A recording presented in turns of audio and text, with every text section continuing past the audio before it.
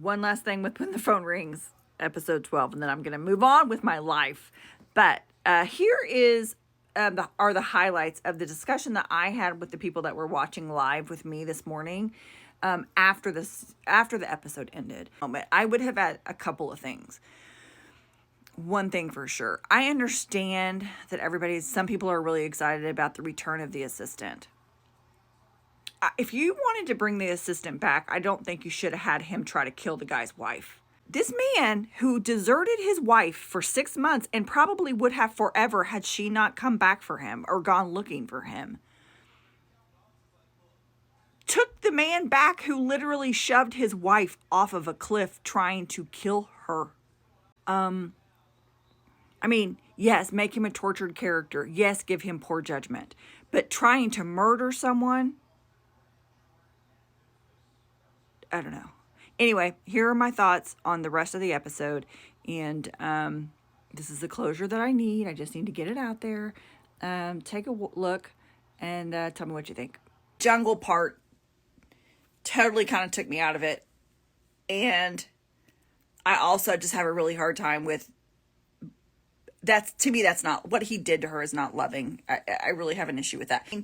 As an author, I think I would appreciate it, obviously, if they stayed close to source material and they honor it.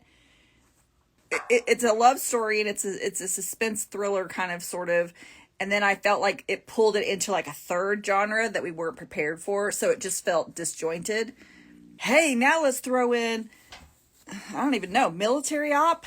Because I don't want it to seem like I'm like negative about it, because I'm not negative about it. I think it was great. It's hard to find what he did romantic. The end of it's romantic, I get it. But let's face it, for 3/4 of that episode, I thought it was cruel. I thought what he was doing was cruel. Calling and not answering and not talking to her and leaving her worried. And that to me seems cruel. And then, and like that, to just have it be like, oh, everything's better again. I don't know. Again, I would have taken another episode or two to draw it out and to fix some things versus, yeah, that was just me.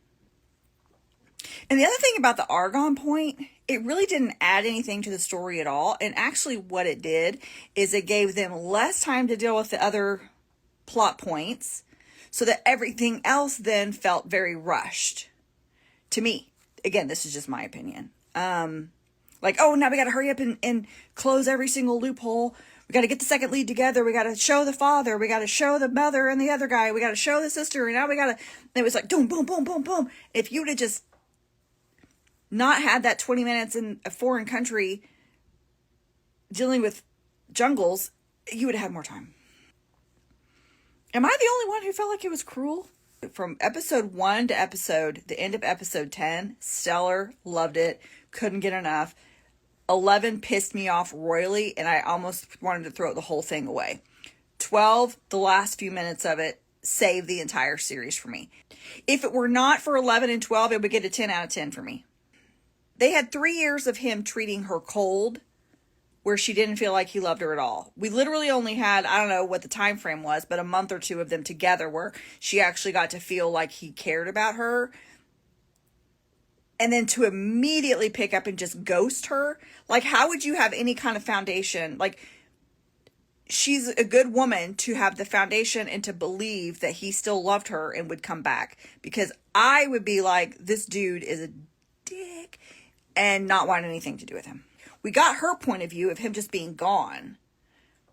Of her just sitting on a couch in a ball, and decorating for Christmas alone and whatever. What would have been more interesting is if you gave us the time to see what is his thought process. Like, show us what is he doing. In writing, there's this whole thing that editors always tell you, show versus tell. And this entire episode was, they told us what he was thinking. They told us what he was doing. They told us he started the school for the deaf. They told us he's over there.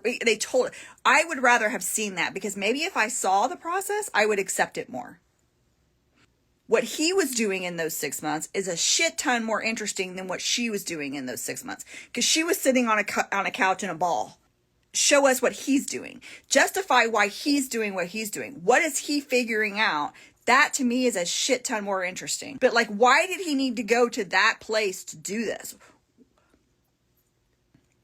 I mean, we understand the shame. We understand the family shame and stuff. But if you're going to dive into the family shame, then I think the interesting thing is to show how you get yourself out of it. And he just didn't get out of it just because she showed up in the jungle somewhere.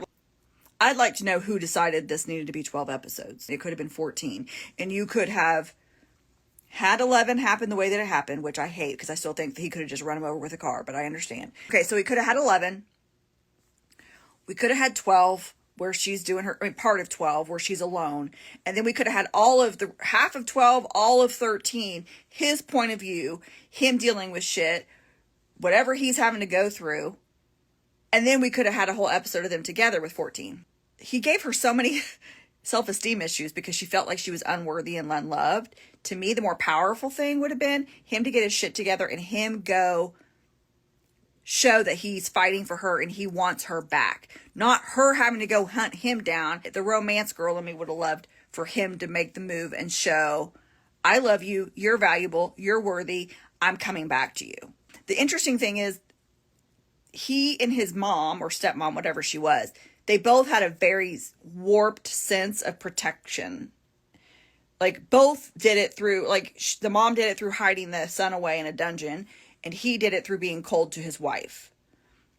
But to me, it felt like the way that he tried to protect her the second time around was just as cold, because he deserted her. One of the big things, of course, now is, I am woman, hear me roar, I don't need no man, I can fight for my man, which that's all great, and I love that in the right story. If they were going to try to turn her into a strong female character, which I thought she was all along anyway, who they could have really done it differently. I would have shown her thriving without him.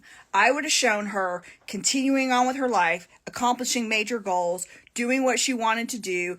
He'll come back when he's ready, versus her sitting in a ball, unable to move on because he's not with her. And that way they're both growing apart from each other. So when they come together, they're a powerful unit. Instead, it's like, she's wimpy on the couch. We don't know what he's doing. So to me, you show the strong female character alone. I can do this with or without him. If he comes back, great. If he doesn't, great. We love a strong woman. We love a woman that can do it on her own. But the reason we watch romance is because we also love, there's a part of us that loves to be wanted and to be sought after and to be told we're valuable and worthy. And him returning on his own, I think, could have done that very well.